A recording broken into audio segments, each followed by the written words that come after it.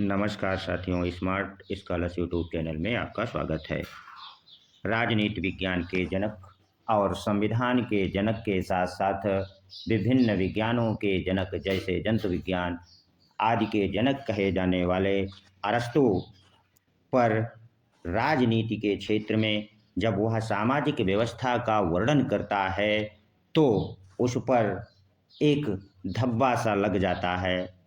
वो धब्बा ये है कि वह अपनी जो दास प्रथा यूनान में पहले से चली आ रही थी उसको न्यायोचित कहता है और उसके लिए जो तर्क देता है वो बड़ा रोचक है। उसको आज हम लोग पढ़ने वाले हैं। आज का हमारा टॉपिक होगा अरस्तु का दासता पर क्या विचार है, यानी सेवरेनिटी पर उसका क्या मत है, इसको हम लोग जानने वाले हैं।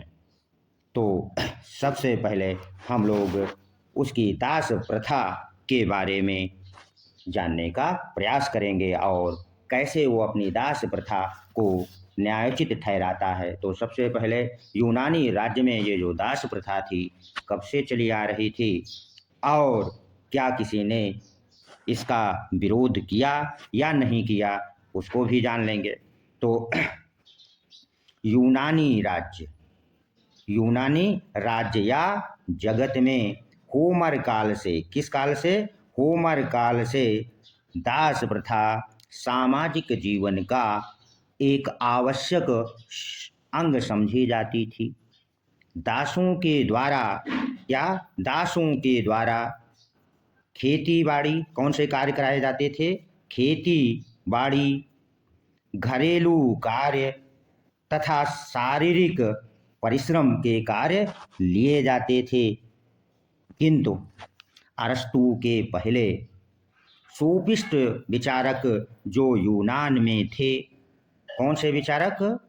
सोफिस्ट विचारक जो यूनान में थे वो पहले से चली आ रही दास प्रथा का विरोध करते हुए कहते हैं कि दास प्रथा प्राकृतिक ना होकर ये परंपरागत है जो एक पीढ़ी से दूसरे पीढ़ी तक चली आ रही है। दास का बेटा दास होगा और वो दासता का ही जीवन व्यतीत करता रहेगा। तथा आगे वे आलोचना में कहते हैं कि ये मानवीय समानता के मूलभूत सिद्धांत के भी विरुद्ध है, क्योंकि सभी मनुष्य समान रूप से जन्म लेते हैं तथा उसमें बौद्धिक क्षमता में थोड़ा बहुत ही अंतर हो सकता है। किंतु सोफिस्ट विचारकों के इस मत के के विरुद्ध अरस्तु का विचार कुछ और है। अरस्तु दास प्रथा को कौन? अरस्तु दास प्रथा को प्राकृतिक क्या कहता है? प्राकृतिक अर्थात स्वाभाविक है, नेचुरल है, परंपरागत नहीं है। पहला तो वो दास प्रथा को प्राकृतिक कह देता है, दूसरा वो इसे नैतिक कहता है और तीसरी बात वो कहता है कि दास प्रथा न्यायोचित भी है। उसका कथन है कि परिवार व्यवस्था के लिए, वो क्या कहता है?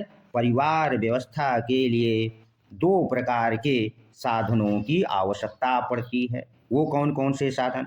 वो कहता है कि परिवार व्यवस्था के लिए सजीव और निर्जीव साधनों की आवश्यकता होती है। सजीव साधन के रूप में वो दास एक साधन है और निर्जीव साधन के रूप में वह संपत्ति का उल्लेख करता है। और अरस्तु जो निम्न तर्कों के आधार पर दासता को न्यायोचित ठहराता है, अब हम उसका विवरण भी क्रमवार करेंगे। अरस्तु दास प्रथा को प्राकृतिक कहने के संदर्भ में अपना जो तर्क देता है वो ये कहता है कि बुद्धि और योग्यता में और गुण की दृष्टि से व्यक्ति प्रकृति से ही असमान होते हैं और प्रकृति ये नहीं चाहती कि सभी व्यक्ति शारीरिक एवं मानसिक दृष्टि से समान हो, अर्थात एक और बहुत बुद्धिमान व्यक्ति अर्थात स्वामी होता है, राजा या शासक होता है, तो वहीं दूसरी ओर बुद्धिहीन व्यक्ति दास होते हैं। और पारिवारिक कार्यों के लिए इन दोनों का होना बहुत आवश्यक है।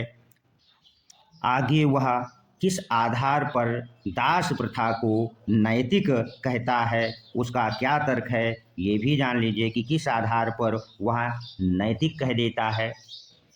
वह कहता है कि जो दास होते हैं वो बुद्धिहीन अर्थात उनमें विवेक नहीं होता है, किंतु बुद्धिमान वर्ग व्यक्तियों के निरंतर संपर्क में रहने के कारण उनमें विवेक और गुण आ जाते हैं, जिससे उनके व्यक्तित्व का विकास होता है। अतः दासता नैतिक है। और न्यायोचित किस प्रकार अरस्तु बतलाता है और उसके लिए क्या तर्क देता है, उसको जान लीजिए। न्यायोचित न्यायोचित ठहराने के लिए वो कहता है कि दास के बिना स्वामी अपने उच्चतम गुणों का विकास नहीं कर सकता। आगे अरस्तु ये कहता है कि जिस प्रकार वीणा आदि वाद्य यंत्रों की सहायता से उत्तम संगीत नहीं उत्पन्न हो सकता, उसी प्रकार दासों के बिना स्वामी के बौद्धिक और नैतिक विकास नहीं हो सकता है। और इस आधार पर वह न्योचित ठहरा देता है कि इसमें शासक और दास दोनों का विकास होता है, उसका व्यक्तित्व का विकास होता है, इसलिए न्यायोचित भी है। अब अरस्तु ने जो दास के प्रकार बताए हैं कि कौन दास हो सकता है, अर्थात अरस्तु दास प्रथा के दो प्रकार बतलाता है। चलिए उसको भी जान लें कि वो दो प्रकार कौन कौन से हैं। तो अरस्तु दास प्रथा के दो प्रकारों का जो उल्लेख करता है, वह पहली बात करता है कि दास प्रथा में एक प्राकृतिक दास होते हैं और दूसरे कानूनी दास होते हैं। प्राकृतिक दास के संदर्भ में वो कहता है कि प्राकृतिक दास वे होते हैं जिनका केवल शारीरिक विकास होता है, किंतु मानसिक दृष्टि से बुद्धिहीन होते हैं। तथा द्वितीय प्रकार के जो दास कानूनी दास के विषय में वो कहता है कि जिन्हें युद्ध में पराजित किया जाता है और उन्हें बंदी बना लिया जाता है, उन्हें वह कानूनी दास कहता है। किंतु वह आगे यहाँ पर कहता है कि यदि दास बुद्धिमान अर्थात बर्बर जाति का है तो उसे दास नहीं बनाया जा सकता। अतः अरस्तु के दास प्रथा से अब तक जो निष्कर्ष निकलता है, तो वो ये निकलता है कि अरस्तु जो दास प्रथा का अपना मत देता है वह जन्ममूलक नहीं है, बल्कि वह गुणमूलक होती है।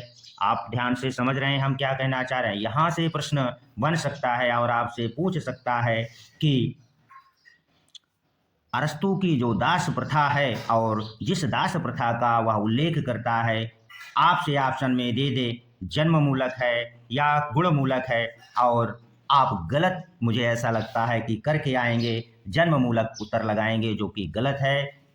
जन्ममूलक नहीं है बल्कि गुणमूलक होती है।